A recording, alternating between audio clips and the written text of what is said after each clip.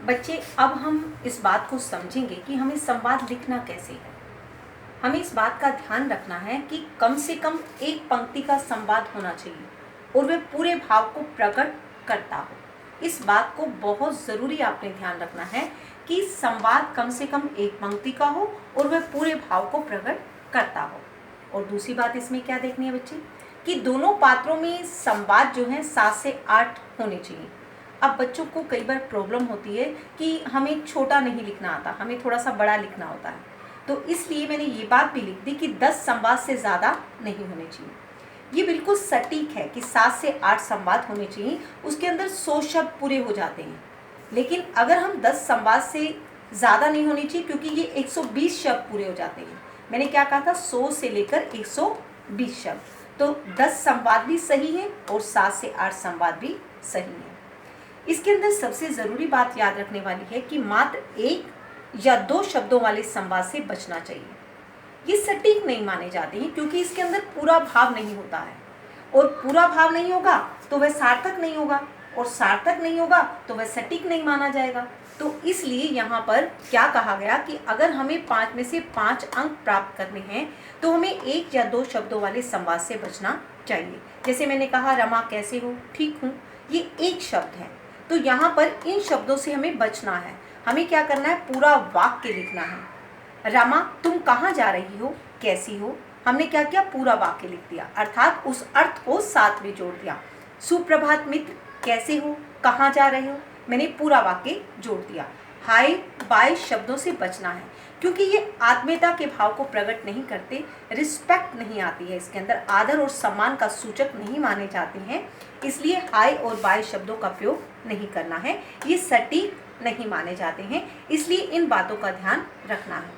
कम से कम एक पंक्ति का होना चाहिए जिसमें पूरे भाव को प्रकट किया जा सके, और दोनों पात्रों में कम से कम 7 से 8 संवाद होने चाहिए, 10 संवाद से ज़्यादा नहीं होने चाहिए, और 1 या 2 शब्दों वाले संवादों से हमें बचना चाहिए। अब सबसे बात महत्वपूर्ण आती है कि हमें संवाद को आकर्षक कैसे बनाना है। हमें आकर्षक बनाने के लिए अपनी कल्पना शक्ति का प्रयोग करना होता है बच्चे। आकर्षक तभी बन सकता है जब हम उसमें कल्पना डालते हैं, अर्थात कल्पना शक्ति का प्रयोग करते हैं।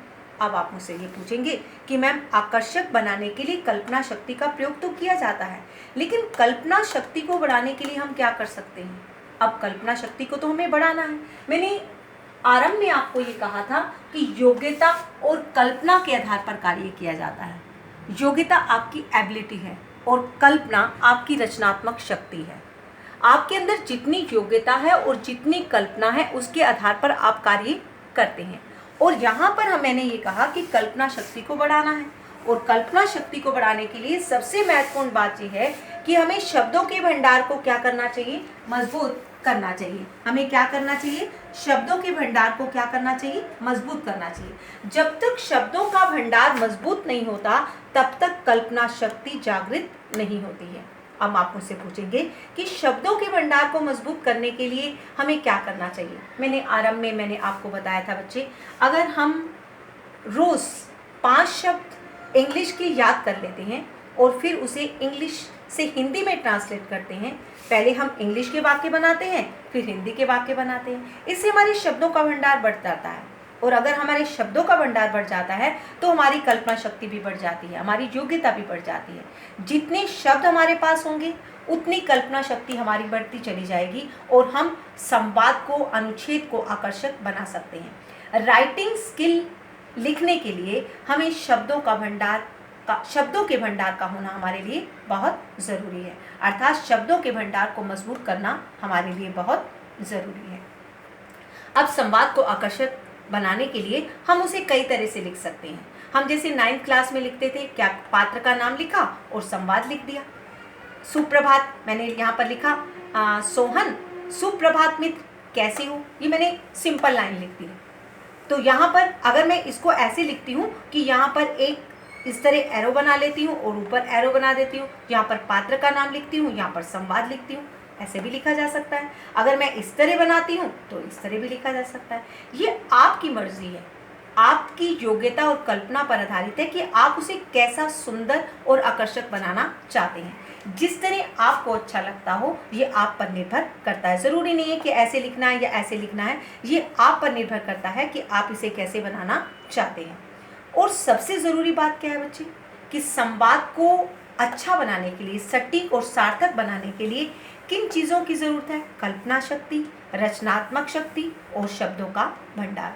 अगर ये तीनों चीज़ें हैं, योग्यता, कल्पना शक्ति, रचनात्मक शक्ति और शब्दों का भंडार, अगर ये यहाँ योग्यता शक्ति मैंने लिखा नहीं है, योग्यता आप में है, कल्पना शक्ति आपने बढ़ानी है, रचनात्मक शक्ति अपने आप बढ़ जाएगी और शब्दों का भंडार हमें चाहिए।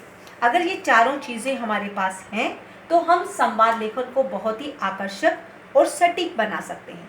इसलिए इन चीज़ों का हमें ध्यान में रखना बहुत ज़रूरी है। क्या क्या चीज़ें ज़रूरी थी बच्चे?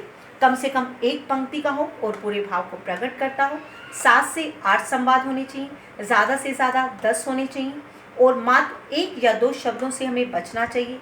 आकर्षक बनाने के लिए हमें अपनी कल्पना शक्ति का प्रयोग करना चाहिए, शब्दों के भंडार को मजबूत बनाना चाहिए। आकर्षक बनाने के लिए जिस विधि का आप प्रयोग करना चाहते हैं वैसे आप कर सकते हैं।